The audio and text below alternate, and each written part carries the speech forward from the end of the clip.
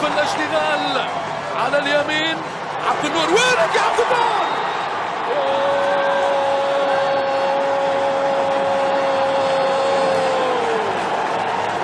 الكاميروني اليوم غريبة وعجيبة، السيناريو غير متوقع بالمرة. المنتخب التونسي بذكاء كبير طبعا في المرة الأولى لهذه الكرة من ساديو ماني. شوف الكرة وعلى طول تدخل من عبد النور غير ممكن بالمرة، تهور واضح من أيمن عبد النور. واليوم نيو يقرر الخطأ في داخل منطقة الجزاء، ما فيهاش حتى كلام، ما فيهاش حتى كلام. ضربة جزاء ساديو ماني في أول سيناريو للمنتخب السنغالي.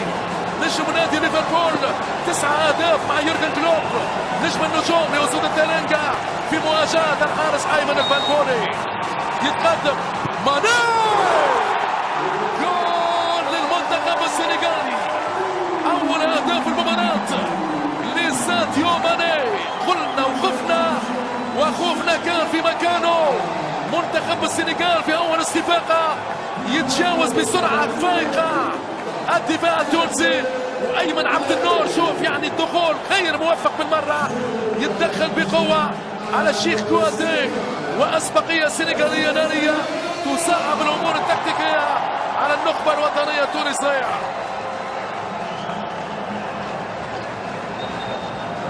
الهفوات مع خط النار لمنتخب السنغال. كيتا بالدي، ساديو ماني ومام ديوف ما يرحمش في هذه الأوقات. بداية متعثرة للمنتخبات العربية بعد تعادل في الدعم الخسارة والمرارة. إذا يكتفي بالانذار الشفائي من لاعب الترجي ونجم فريق ستوك سيتي الانجليزي. تلعب الركنية، كرة بالراس، والهدف الثاني، هدف ثاني مشاهدينا الكرام من كارم بوتش. ما زلت نحكي منذ بداية المباراة، قلت لكم مشاهدينا الكرام المنتخب السنغالي عنده ثنائي مع الدفاع، كاليدو كوليبالي وكارم بوتش ما يرحموش على مستوى اقتناص الركنيات.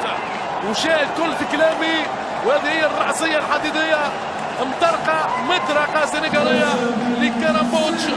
تغارد أيمن البنغولي اللي تأخر في اقتناص هذه الكرة. 2-0 للسنغال. مرارة ما بعدها مرارة، خذلونا وذوبونا بالمرارة إلى حد الآن، ذلونا بهالخسارة إلى حد الآن. أكيد شعب تونس توسم فيكم كل الخير، إلى حد الآن خيبتوا ظنوا